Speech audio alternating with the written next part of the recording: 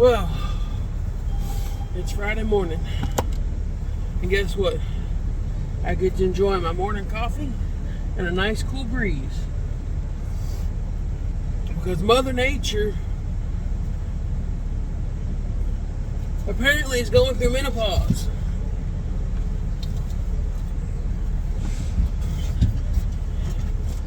Sorry for that. Just trying to get situated. Yeah. Mother Nature's going through menopause. Because she's having hot flashes and everything else.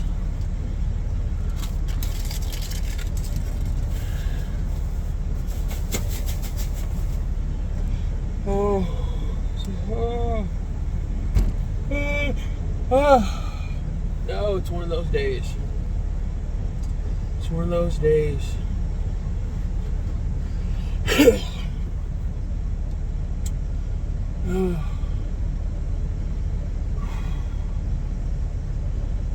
Well, at least I have a short day today.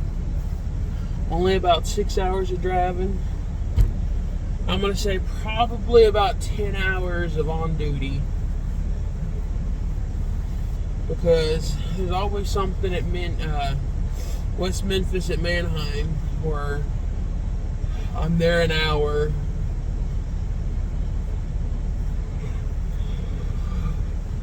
Because all I gotta do is drop a trailer, pick a trailer up. Speaking of that, what's everyone's go-to trailer greasing tool? Because I've noticed with all this dropping hook, I keep getting bare patches on my fifth wheel. And I mean like bare patches where it looks like someone took and it's not actually, but it like they get rusty. They're so bare, like I can pull the trailer off and it looks like there's a rust string from where the grease is bare. And it just because there's grease everywhere in that one bald spot, it looks like someone just took and gouged the fifth wheel plate. I've contemplated getting like a grease gun or something to keep in the truck and whatever, but like when you pull the plunger out of those things, they get all finicky. And I'm definitely not investing in a battery operated one because those are $300. I'm not spending $300 for this truck that I'm not going to get reimbursed. Lately, I've been grabbing those fifth wheel grease packs at the truck stop. But it always seems like the grease doesn't get where it needs to when I set the packet on there and then go under the trailer. So I'm thinking, like, do I need to just get like a gallon tub and a fucking spackle knife so I can just glob it out and stick it right there at the base of the fifth plate for the trailer can push it forward and spread it. So, input, people, input.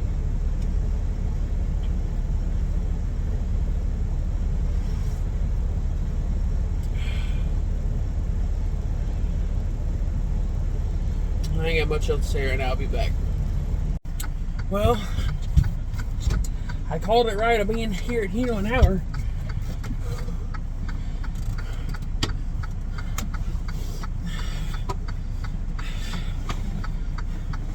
You gotta love when a place has to undo straps on a trailer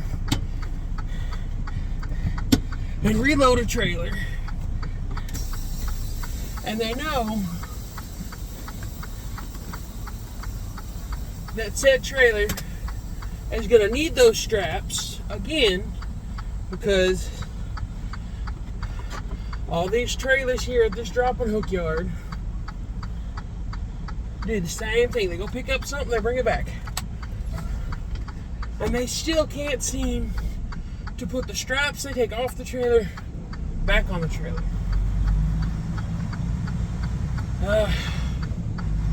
So then I've got to hike my fat ass in there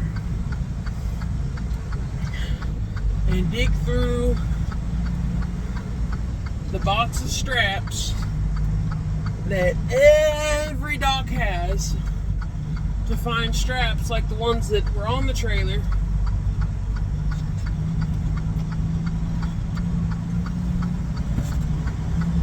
So that you know that you have a good strap and that it's DOT compliant and all that other good stuff. Oh, and happy Good Friday, people. Hope everybody has a good Easter. Oh.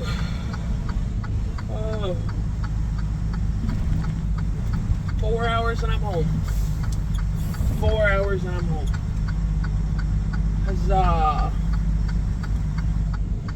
Unless my girlfriend wants to drag me out somewhere, which she might. Hope she doesn't, but she might. Like, we like to go have dinner, a late lunch or early dinner on Fridays. Doesn't always happen, but occasionally it does. Hang on. Alright. We're rolling.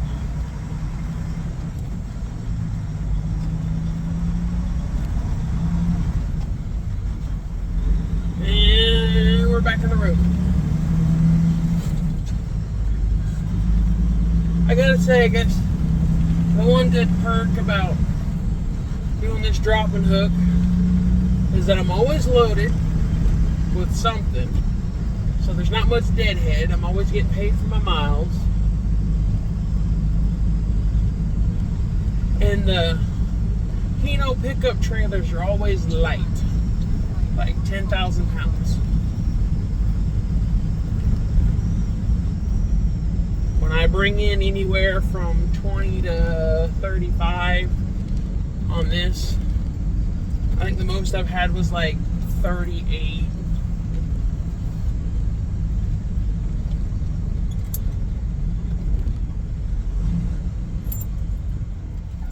Yeah, light loads.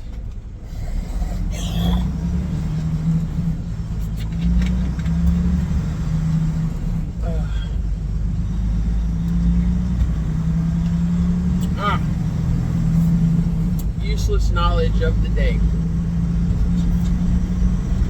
Here's going to be a funny one.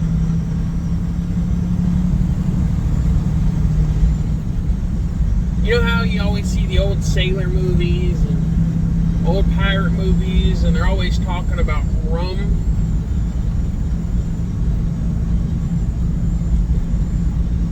Well, there's a reason for that. See, back in the olden days, getting around the world on sailboats, and people would be at sea for months.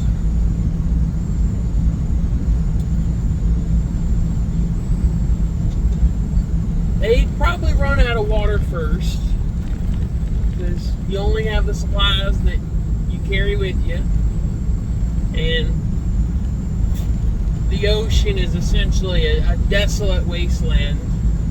It just happens to be wet. But here's the thing. You can't drink salt water. And water, after a certain point, becomes stagnant. And then it is undrinkable. I believe. I may be wrong on that. I'll try to look something up. But anyway, back to things. They would have rum, maybe other liquors, but rum, of course, obviously, because it's rum. You're a pirate. Blah, blah, blah, whatever. Well, the rum would stay sterile because of the alcohol. And if you're supplementing your crew's water intake with rum, you can stretch your water longer and you keep your crew happy.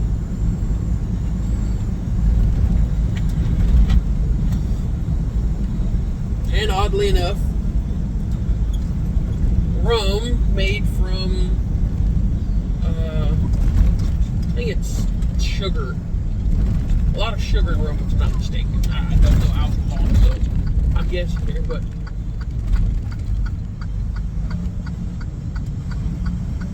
there being a lot of sugar and whatnot in rum, and the fact that it's made from, I think it's made from fruits, which is why it's sweet. It would supplement some of those extra nutrients you would need, so you didn't get scurvy. Again, all of this is kind of what I remember from all the Discovery Channel and History Channel and textbooks that I've read, or just books on sailing and pirates and sea life.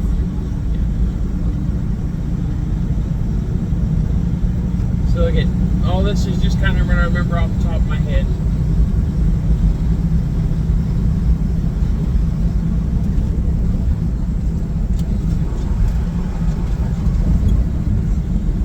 And I love how these people over here couldn't do the speed limit to save their lives just because they don't want to be behind anybody.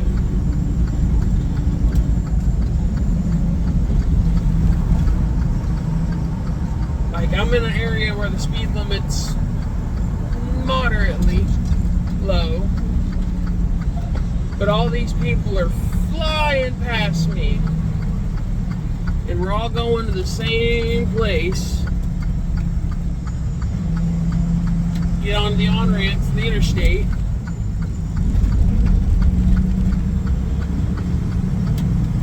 But apparently these guys are too good to do the speed limit. That, or they just don't want to be stuck behind a semi. Which you gotta love that all these people are considered for semis and bitch and moan, oh, they're slow and they're in the way. Well, without semis, you wouldn't have half the things you need.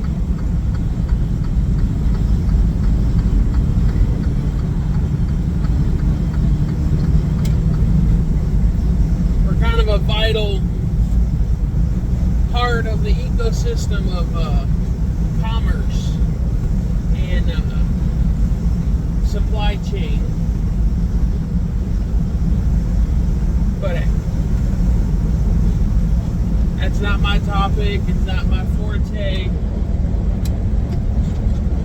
I'm just a guy that drives a truck and vlogs a little of my day-to-day life and what's in my mind. So I'm not going to go into that subject.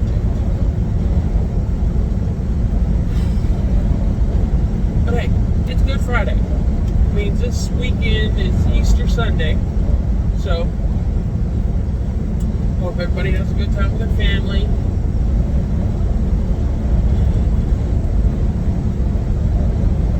I hope all the Easter bunnies get all their baskets done and their eggs dyed.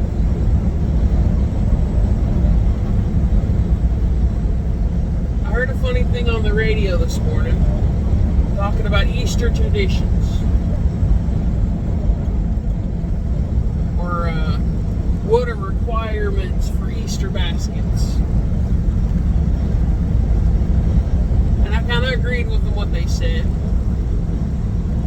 It's got to have jelly beans, it's got to have peeps, and I can't remember what the third thing is, but I'm going to say, chocolate rabbit. So, your opinion.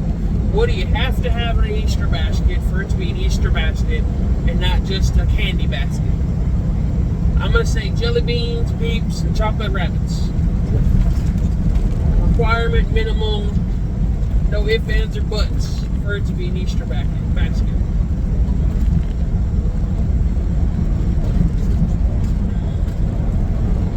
Oh, we got a jackass that thinks bobbing and weaving between the lanes is going to get him anywhere any faster.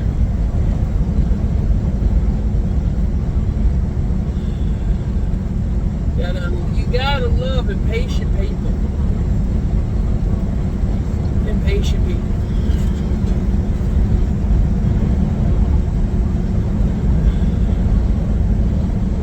Oh no, what are they building now?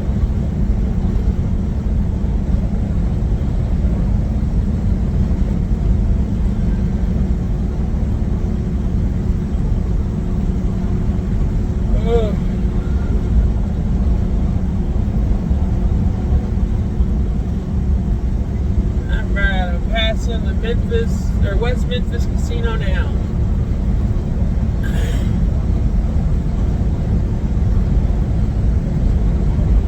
Oh, there's a little more. Here's a freebie. We won't call this useless knowledge. We'll call this fun facts.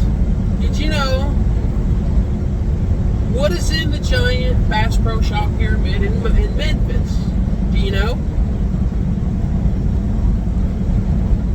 Well, obviously in the name, it's a Bass Pro Shop. But there's a hotel. There is a hotel in the Bass Pro Shop pyramid in Memphis.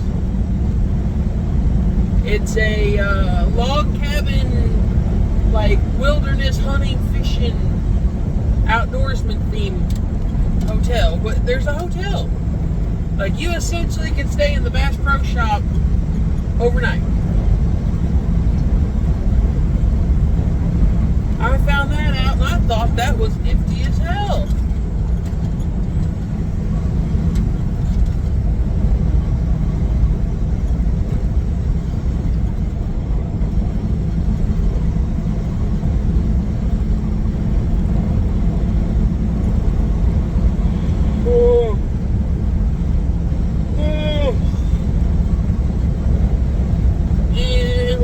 The Loves and Pilots and Petra right here on 40 at the river.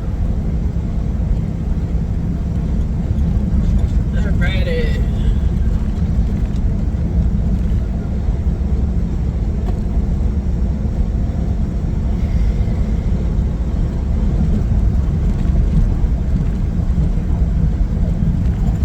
I think I can get all the way home without stopping.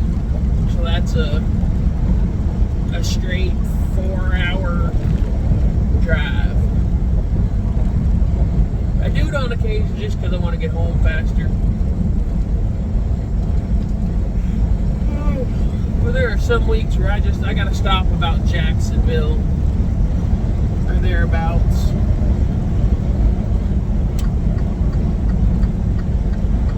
Whether it be for me or for Anubis.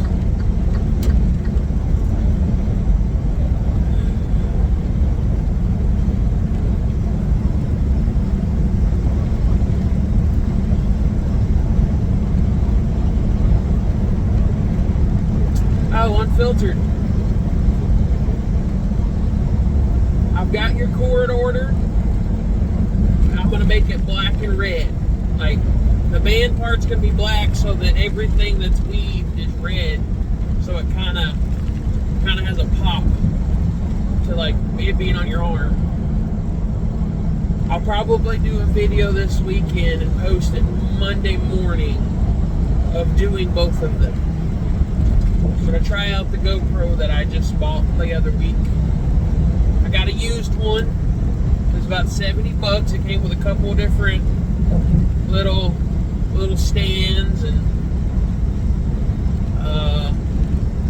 like a selfie stick. It ain't not too fancy. It's a GoPro Hero, which is the GoPro they made for people on a budget that came out between the GoPro Hero 3 and the Hero 4.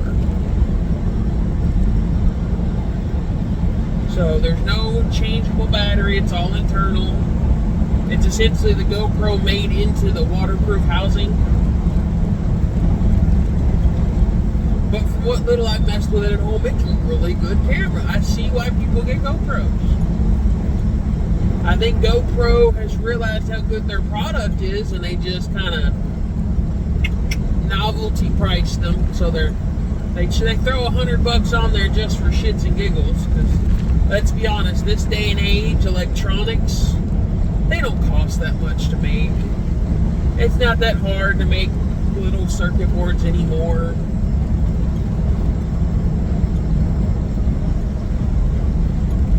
Which, hey, it's, what's the word I'm looking for? Capitalism, to make money for what you sell, but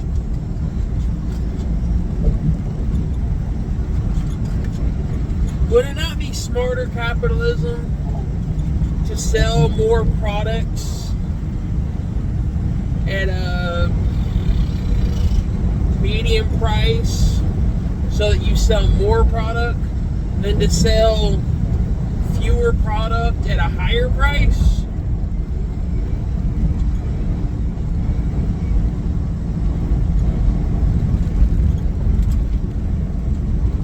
Yeah, that's just my 2 cents. Well, I'm going over the Mississippi River, coming into Tennessee. I'm going to get off here. Peace, people.